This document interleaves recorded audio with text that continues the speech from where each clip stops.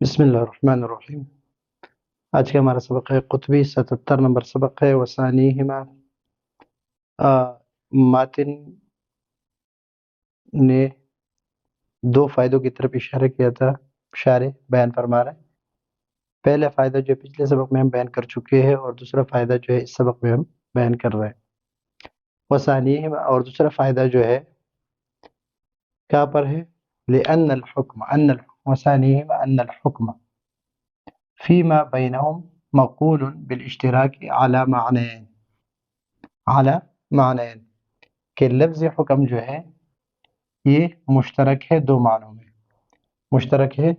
معنوں میں، یہاں پر یہ متن ہے اور اس متن میں یہاں پر ایک لفظ حکم یہاں پر ذکر ہے اور ایک لفظ حکم یہاں پر ذکر ہے، دو جگہ پر حکم کو ذکر کیا ہے، یا بھی حکم ہے یا بھی حکم ہے، یعنی ہر تصدیق جو ہے لابد فی التصدیق من تصور، نمبر ایک کیا ہے؟ تصور محکوم علیہ، نمبر دو تصور محکوم بھی، نمبر تین تصور نسبت ایجابیہ اور یا سلبیہ۔ یہ تین تصورات ہیں امام راضی کے نزدیک، تین تصورات، اور حکم وہ تصدیق ہے، اور حکماء کے نزدیک تین تصورات جو ہے یہ شرط ہے کس کے لیے؟ حکم کے لیے، تصدیق کے لیے۔ تو یہاں پر ہے من تصور المحکوم علیہ، نمبر ایک، تصور المحکوم بھی، دو، تصور حکم، تین۔ یہ تین تصورات ہیں کہ تصدیق کے لیے تین تصورات ضروری ہے۔ کیوں ضروری ہے؟ کہ اگر تین تصورات میں سے کوئی بھی، یعنی تین تصورات میں سے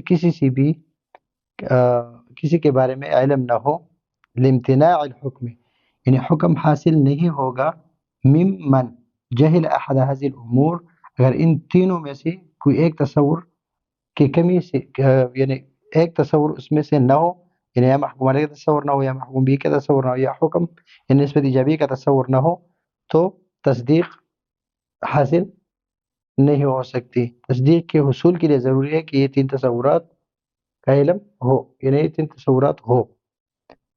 ابھی یہ تین تصورات ہیں، اور یہاں پر یہ تصور نسبت ایجابیہ، یہ بھی اس کو بھی حکم کہتے ہیں، اور ایک ہے ایقاع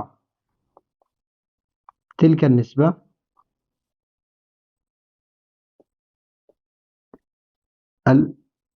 تلک النسبہ و انتزاعہ،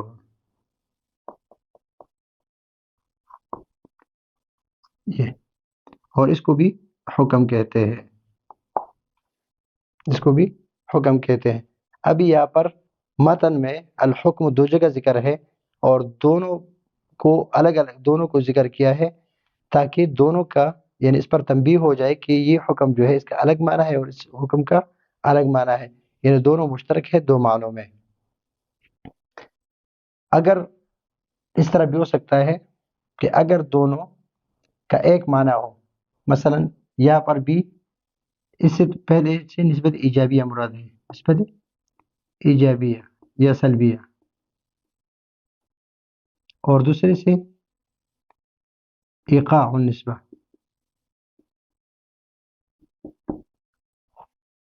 اگر دونوں سے مراد یعنی متغیر نہ مان لے اور دونوں سے مراد ایک ہی لے لے، نسبت ایجابیہ لے لے، تو اس میں ایک احتمال یہ ہے کہ دونوں جگہ کیا ہو؟ نسبت ایجابیہ ہو۔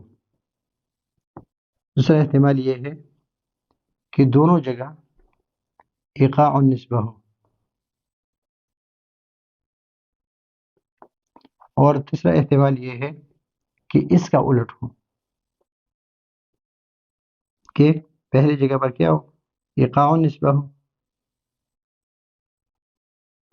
اور دوسری جگہ پر کیا ہو؟ نسبت ایجابیہ ہو.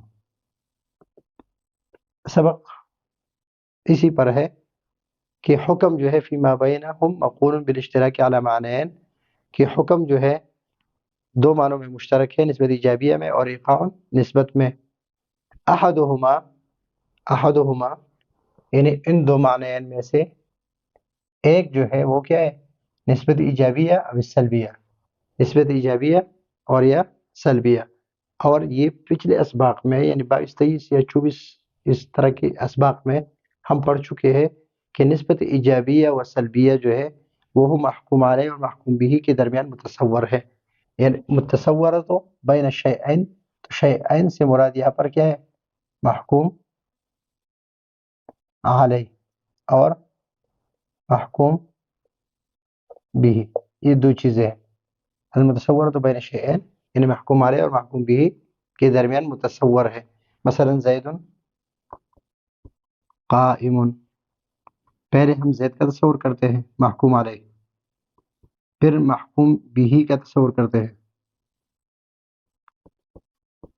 اور پھر ان دونوں کے درمیان جو نسبت ہے، دونوں کے درمیان کیا ہے، نسبت ایجابیہ ہے، اس کا تصور کرتے ہیں. تو ایک تصور یہ، ایک تصور یہ، اور ایک تصور نسبت ایجابیہ. اور پھر اس پر ہم حکم لگاتے ہیں کہ یہ قیام جو ہے، اس کے قیام کی نسبت جو زید کی طرف ہے وہ واقع ہے. تو اس کو ہم کیا کہتے ہیں، پھر اس کو حکم کہتے ہیں، اور اس کو کہتے ہیں ایقاع نسبہ. ایقاع نسبہ. تو نسبت ایجابیہ الگ چیز ہے اور ایقاع نسبہ الگ چیز ہے. تو المتصور تو بین شیئین یعنی متصور ہے کس کے درمیان، محکوم علیہ اور محکوم بھی کے درمیان. وثانیہما، اور دوسرا معنی جو ہے ایقاع تلک النسبت الایجابیہ و انتزاعها. دوسرا معنی کیا ہے، ایقاع تلک النسبت، و یہ بھی حکم ہے نسبت ایجابیہ، اور یہ بھی اس کو بھی حکم کہتے ہیں ایقاع نسبت کو.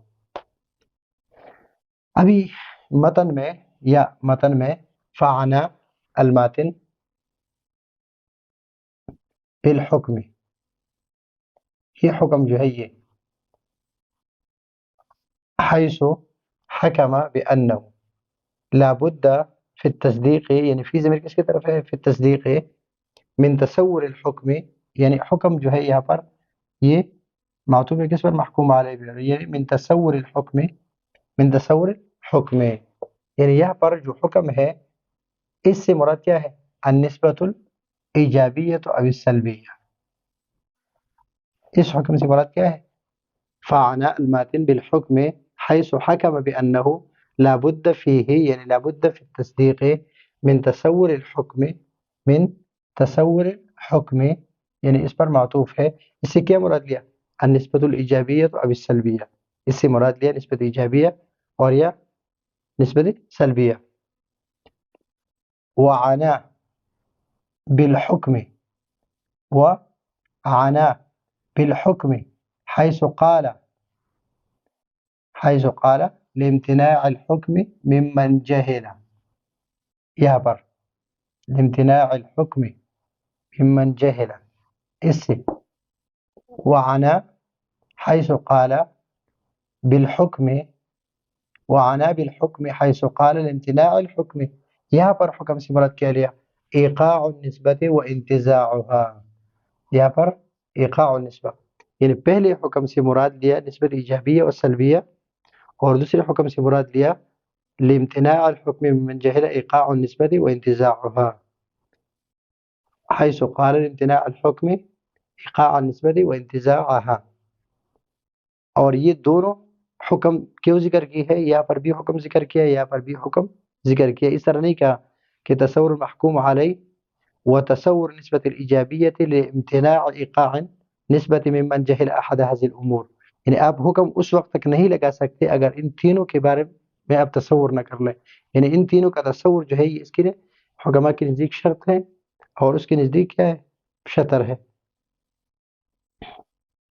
تنبیہاً، اور یہ دونوں حکم ایک ساتھ کیوں ذکر کیے، اس پر تنبیہاً، اس بات پر تنبیہ کرنے کے لیے کہ یہ دونوں جو ہے حکم کا معنی یہ دونوں جگہ پر الگ الگ ہے. کہ یہاں پر حکم کا معنی الگ ہے اور یہاں پر حکم کا معنی الگ ہے. یہاں تک تو یہ بات ہو گئی. وہ الا سے یہاں پر جو الا کا لفظ لایا ہے اس الا سے کہ اگر دونوں جگہ پر اس حکم سے اور اس حکم سے اگر اس سے نسبت ایجابیہ اور اس سے ایقاع النسبہ مراد نہ لیا جائے. الا سے کیا مطلب ہے؟ الا کا مطلب یہ ہے کہ اگر پہلے سے نسبت ایجابیہ مراد نہ لیا جائے اور دوسرے سے ایقاع النسبہ مراد نہ لی جائے تو پھر اس میں یہاں پر دو احتمال ذکر ہے لیکن تیسرا احتمال بھی ہے. لیکن تیسرا احتمال جو ہے وہ اس طرح خرابی آ رہی ہے اس میں تو اس وجہ سے اس کتاب میں ذکر نہیں کیا ہے کہ اگر اس سے نسبت ایجابیہ اور اس سے ایقاع النسبہ کا معنی مراد نہ لیا جائے پھر کیا ہوگا؟ فَإِن كَانَ المراد به یعنی الحکم مراد بالحکم النسبۃ الایجابیہ حکم سے مراد کیا لیا جائے؟ نسبت ایجابیہ مراد لیا جائے.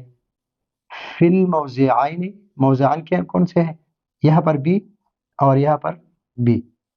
اگر مراد ہو فإن كان المراد به یعنی بالحکم النسبۃ الایجابیہ فی الموضعین دونوں جگہ پر یہاں پر بی اور یہاں پر بی.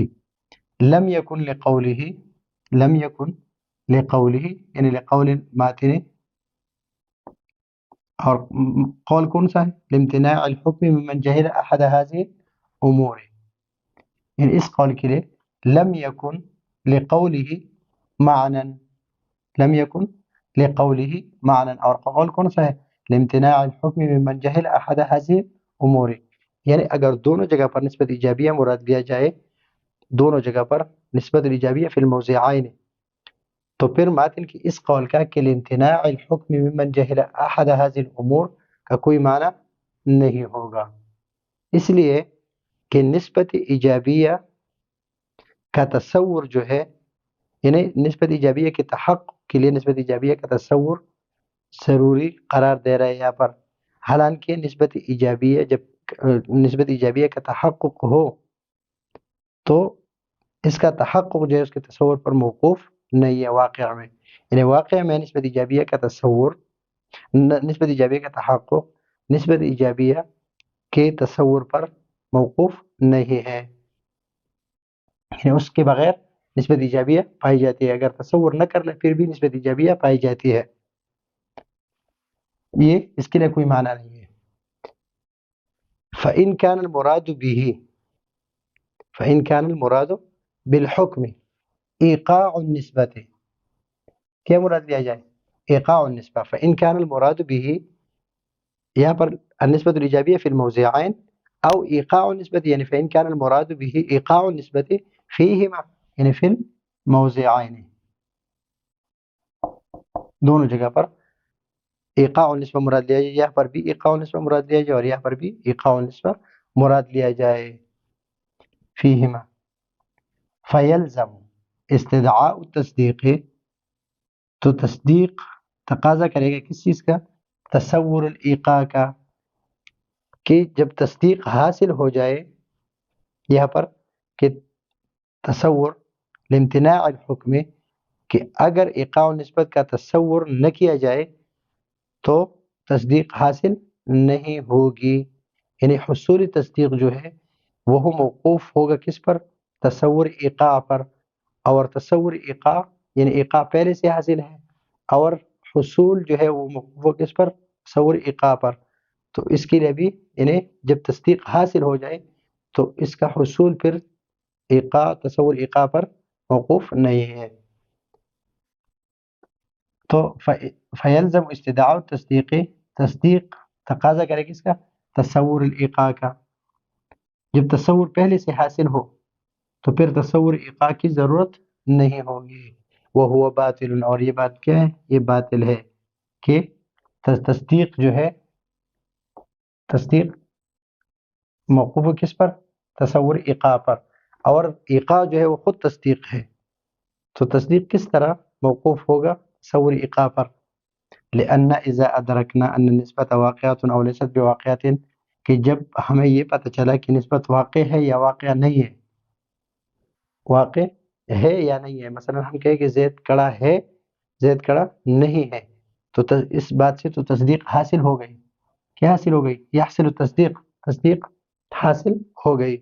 تو جب تصدیق حاصل ہو گئی تو ولا يتوقف حصوله، تو تصدیق حاصل ہے پہلے سے، تو پھر تصدیق کا حصول جو ہے حصول التصدیق